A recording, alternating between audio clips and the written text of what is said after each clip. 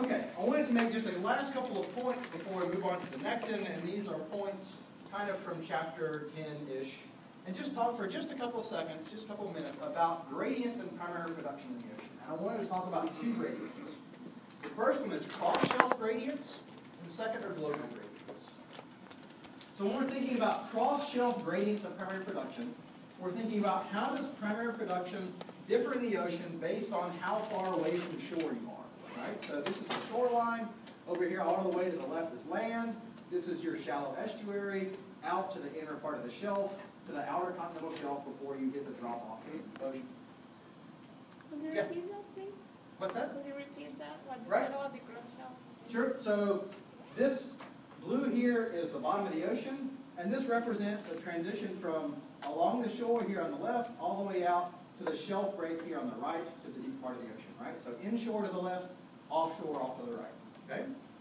And what these three lines are showing you here is this orange line is the amount of nutrients in the water. This red line is the depth of the euphotic zone, so how deep the light penetrates. And this yellow line here is your primary production of phytoplankton. So you should notice that the primary production of phytoplankton isn't the highest when you have the highest nutrients. And it's also not the highest where you have the deepest euphotic zone, or the deepest penetration of light. It's at some intermediate level of both, right? So you need enough light and enough nutrients to get this big peak in phytoplankton. When you're back here in the estuary, you typically have a lot of nutrients, but the water's really murky and not very clear. So light doesn't penetrate very well. So it impedes primary production. Once you get offshore a little bit, you've still got quite a lot of nutrients out there, but you also have this strong increase in light, and that's where you have your highest primary production of phytoplankton. So not nearest to shore, but typically on the transition between the estuary and the inner shelf region. You get offshore, you've got a lot of light, but you've got really low nutrients, so your primary productivity drops off pretty quickly. And the other pretty strong pattern is global patterns in primary production. And what this map shows you here is higher levels of primary production. The darker blue areas you get, the lighter blue areas are essentially your marine deserts. You should see, like we've talked about a lot, out in the middle of these ocean basins, out in the middle of the northern Atlantic, southern Atlantic, both northern and southern Pacific, you get these gyres, right? These areas of low circulation, low water turnover, and really low nutrients. So you get low areas of primary production. Your high areas of primary production are typically going to be along coastlines, especially in upwelling regions, along the west coast of Africa, along the west coast of South America and North America are really strong upwelling regions. You also have big peaks in primary production, both in around the poles in the southern and northern hemisphere, but it's really spatially constrained, right? So it's very seasonal, like we talked about last time.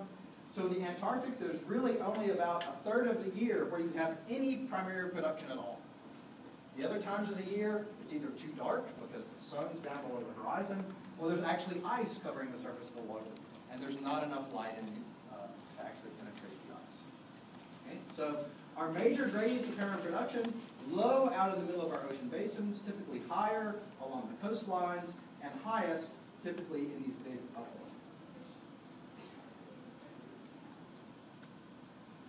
But these patterns in global primary production could be changing pretty rapidly with oncoming climate change.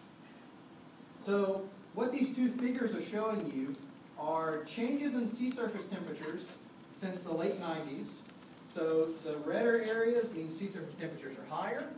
The bluer areas mean sea surface temperatures are colder relative to our historical record. And this bottom graph shows you equivalent changes in NPP. What's NPP? Net primary production, right? So the amount, essentially, of phytoplankton biomass there is out there. And just like sea surface temperatures, red means we have higher production, and blue means we have lower production relative to recent history. So what do you guys notice about those two? So where do you find the blue areas down here relative to the red areas up here? They're in roughly the same place, right? So where we have higher than average sea surface temperatures, we get lower than average NPP, net primary production. Why would that happen? why would increased sea surface temperatures drive down primary production? What does it do to the water column? It stratifies it. That's right. It creates a more well-defined thermocline, separating the surface waters from the bottom waters. And what does that do to the nutrients? Go to the bottom. It traps it, right. So it traps those nutrients lower down the water column. So with increasing sea surface temperatures, what we're probably going to get is a more stratified ocean. So more nutrients being trapped below the thermocline. So where you see a really strong increase in sea surface temperatures, say here in the middle part of the Pacific, right there, you get overall lower primary production because you're trapping nutrients down below that thermocline, right? And this is a real concern for changing patterns of primary production. Is as we get warmer oceans, we're going to get more stratified oceans, which could trap a lot of those nutrients down below the thermocline. Okay, the last point I wanted to make, we haven't talked a whole lot about carbon in the oceans, and I wanted to make one point about carbon and a potential for both the impact and potential mitigation of climate change. So we've talked about carbon and ocean chemistry and how the carbon cycle or the carbonate buffering system mediates ocean pH, keeps it relatively stable, and that most carbon in the ocean is in inorganic forms, either carbon dioxide or some form of carbonate ion. But this CO2, as it gets dissolved in water and gets turned into these carbonate ions, can actually be transferred to the deep ocean as we get downwelling and sinking of salty cold water masses. Right? You should remember that cold water holds more soluble gases. So the colder the water is, the more CO2 gets held in the water. And when that cold water sinks, it actually transfers carbon to the deep part of the ocean. Right? So this is called essentially the solubility pump. The more CO2 that you have that's soluble in seawater, the colder that water gets, the more CO2 you get. And when that cold water sinks, that solubility, essentially that solubility of CO2 in the water drives CO2 down to the bottom part of the ocean. And this is important to think about where that CO2 goes because, or that carbon goes, humans put about 7 gigatons of carbon into the atmosphere every year. And a gigaton is 1 trillion kilograms or 2.2 trillion pounds. It's a shitload of carbon. But phytoplankton fix 35 to 50 gigatons of carbon every year, right? So phytoplankton make more phytoplankton at about 5 to 7 times the rate that we put carbon into the atmosphere, which means that these phytoplankton could potentially be a great sink for all that CO2 we're putting in the atmosphere. And this could be really important because of these pumps that move CO2 from the surface of the ocean down to the bottom of the ocean. Right? We just talked about this one on the right here, the solubility pump. So CO2, gaseous CO2 gets dissolved in water. The colder the water is, the more that water holds of CO2.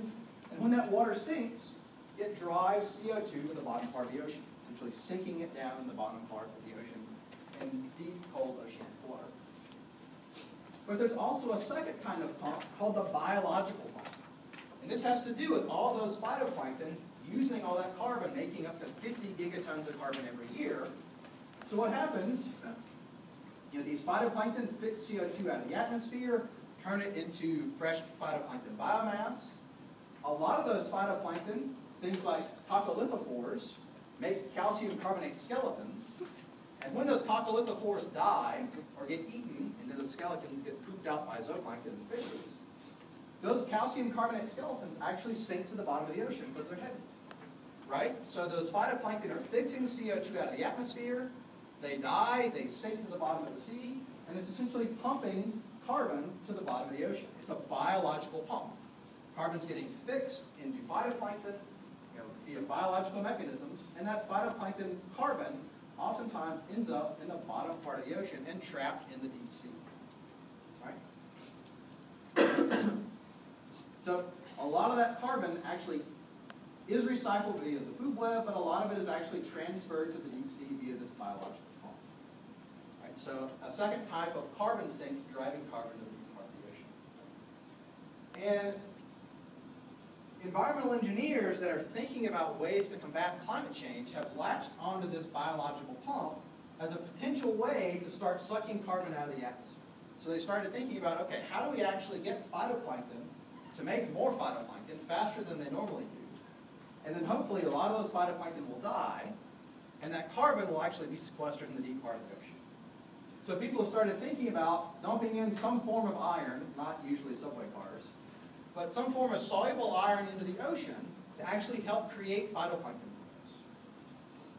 And remember, last time we talked about areas of the ocean that are called high nitrate, low productivity areas. And there are lots of places around the globe, so this is essentially a map of the nitrate concentration. So warmer areas of the globe here have higher nitrate concentrations, higher nutrient concentrations. You see a lot around the southern part of around Antarctica, some around the Arctic region. But a lot of these areas have lower primary production than you would expect because they're limited by what? Iron. So, what scientists and environmental engineers have done is they've gone on cruises around a lot of these high nitrate, low productivity areas, and they've actually fertilized them with iron. So what this image is showing you here is a spectral image of chlorophyll. So this is essentially a big phytoplankton bloom here. And what this U-shaped track is the track of a research vessel actually fertilizing the ocean with iron as it goes along its way and creating this big phytoplankton. And repetitive experiments have shown that when you go out and fertilize small areas of the ocean, you get these big spikes in primary production, essentially, potentially sucking CO2 out of the atmosphere. So people that are thinking about kind of this bioengineering of the climate and potential ways to combat climate change, because we're not decreasing greenhouse gas emissions, is actually going out in the ocean and taking advantage of this biological pump by fertilizing phytoplankton with iron, trying to create big phytoplankton blooms, and hoping that carbon that gets fixed in the phytoplankton eventually ends up in the deep part of the ocean and gets sequestered for hundreds, if not thousands of years. There are obviously some potential problems with this, and that this actually may not sequester carbon at all. Increased phytoplankton production could make more zooplankton. That zooplankton is just going to eat that phytoplankton, make CO2 via their metabolism, and actually may not drive that CO2, that carbon down to the deep ocean at all. We've talked a little bit already about adding nutrients to the ocean and how that's potentially a bad idea. It creates things like harmful algal blooms and red tides. So we don't necessarily know the indirect effects on the ocean, immediate effects, or even the long-term effects of iron enrichment, potentially changing the composition of phytoplankton to things that we actually don't want out there. So it's an interesting idea, and people have started to put a lot of money into thinking about this type of bioengineering. And it has some merit to it, but it also has some long-term questions that we need to answer. All right. Oh, everybody can rejoice. We're through with the phytoplankton stuff. I know it can get a little tedious. That's some of my least favorite lectures of the semester. Because it's really tough to get excited about phytoplankton. I'm not going to lie. So, everybody can get excited now. We're going to switch gears a little bit, and for the next 3 or 4 lectures, we're going to talk about some of my favorite animals that we're going to talk about throughout the semester. Today, and probably a little bit on Tuesday, we're going to talk about the nectin. Remember when we're talking about nectin, we're talking about things that have a lot of self-directed locomotion, things that can move themselves around the ocean. We're getting away from jellyfish and copepods and krill, and we're thinking about marine mammals and fishes and birds and reptiles. So in honor of switching gears and talking about the nectin, our beast of the day is going to be the bottlenose dolphin, Tursiops truncatus. So we're talking about a mammal, obviously, in the order Cetacea, and we'll talk more about cetaceans in just a second. So, but for the next couple of minutes, we're going to focus on the biology and the ecology and behavior of the bottlenose. So when we think about where we find these guys, they are really found throughout the world in lots of different climates and habitats.